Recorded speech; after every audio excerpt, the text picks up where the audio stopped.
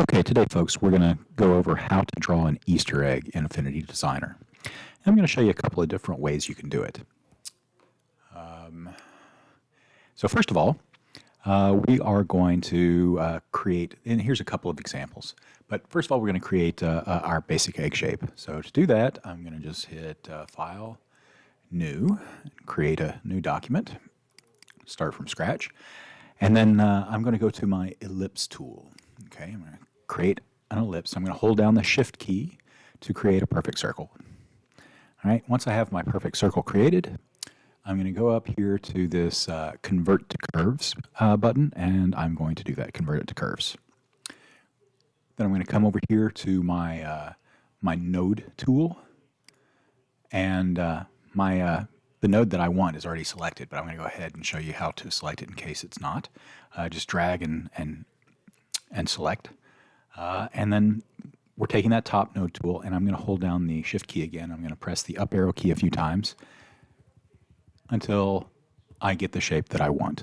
Now I've modified Affinity a little bit so that it moves 20 pixels when I hold down the Shift key, so you may have to hit the up arrow a few more times than I did.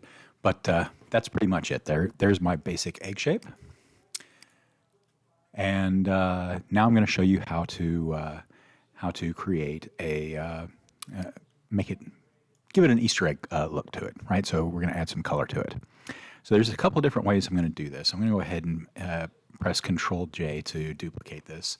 You see now I have two. And I'm going to move that one over. I'm going to hold the Shift key down so it's completely even with it. And we're going to just take the first one. I'm going to use this one later, but just move that over for now.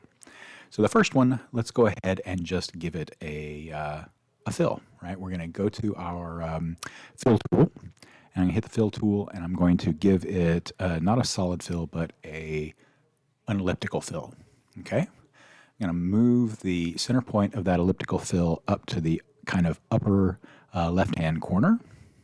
That's where the light is striking this, and I'm going to move the lower, the other handle down here, very close to the end of it, kind of down towards the bottom.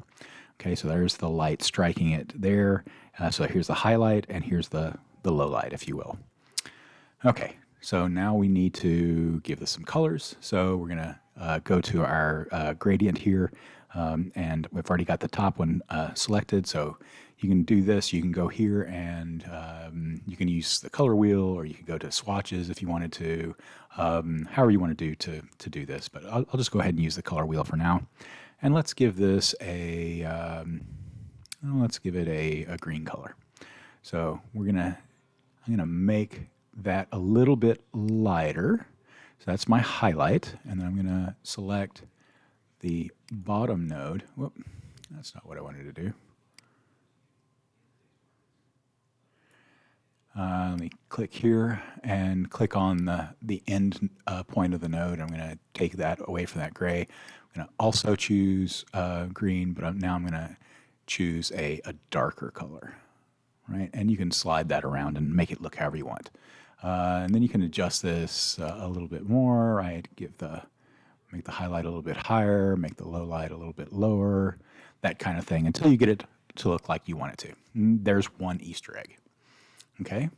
The other thing you can do to this, I'll save that for later. Let's go on to the next one. So for this one, I'm just going to give this a flat fill. So I'm just going to go over here to my swatches, and these are some standard colors that a color palette that I created for myself. You can do this, and I may end up making a video to show you how to do that. But it's pretty easy, and I'm just going to go ahead and give this a very light blue colored fill. And now I'm going to take that, and while I still have this one highlighted here or here, right? Either way, I'm going to press Control J again, and I've created a copy right over the top of it. And this copy, I'm going to give kind of this darkish purple fill, and I'm going to give that a transparency. An elliptical transparency. And the first thing I'm going to do is I'm going to reverse the gradient on it, right? So invert the gradient. And I'm going to move this very similarly up to the kind of upper left-hand corner to make the highlight. I'm going to drag this down to the close to the end to give it the low light. And then the last bit I need to do is tell it what kind of transparency this is. And I'm going to make this a luminosity transparency. Okay, there we go.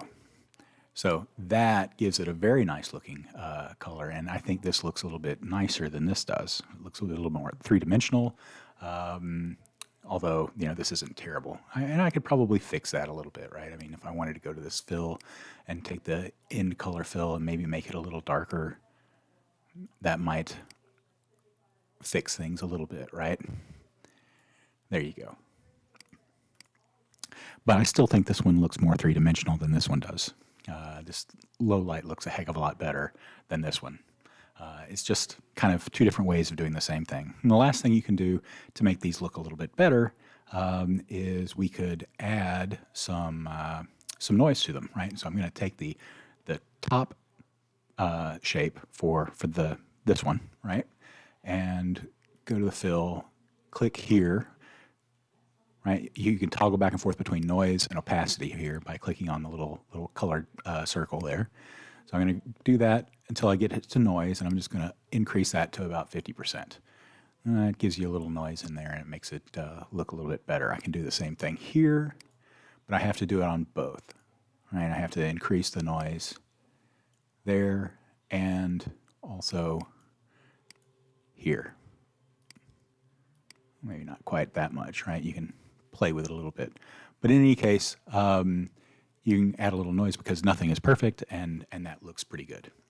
One of the cool things, not just about this over in this method over this method, is that you can easily change the colors of these. So I'm going to drag select both of these. I'm going to decrease the size a little bit.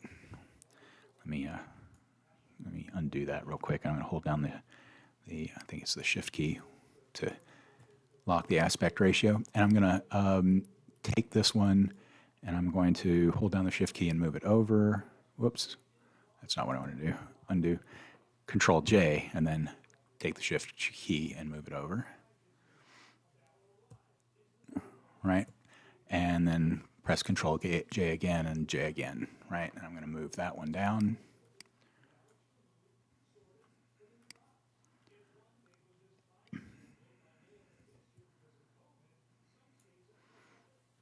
Control J again, and I keep moving these over until I get a few.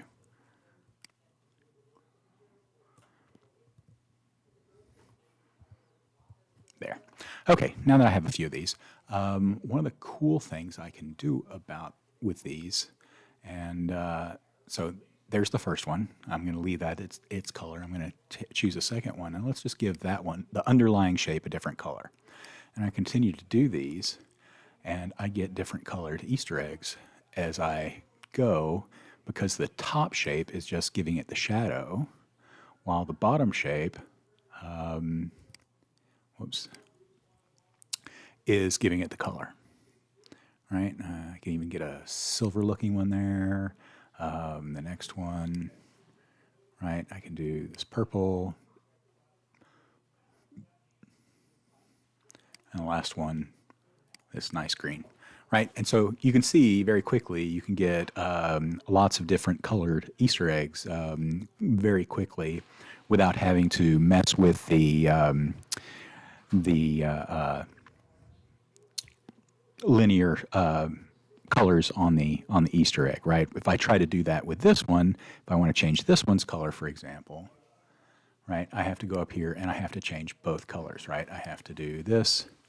Well, maybe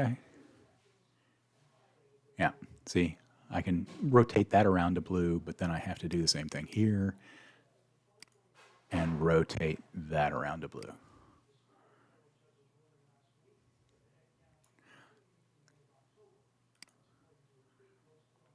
Right, and the other interesting part is I have to, looks like it's apparent I have to reapply the noise for both of them, right? So there's a lot of messing around if you want to do it that way.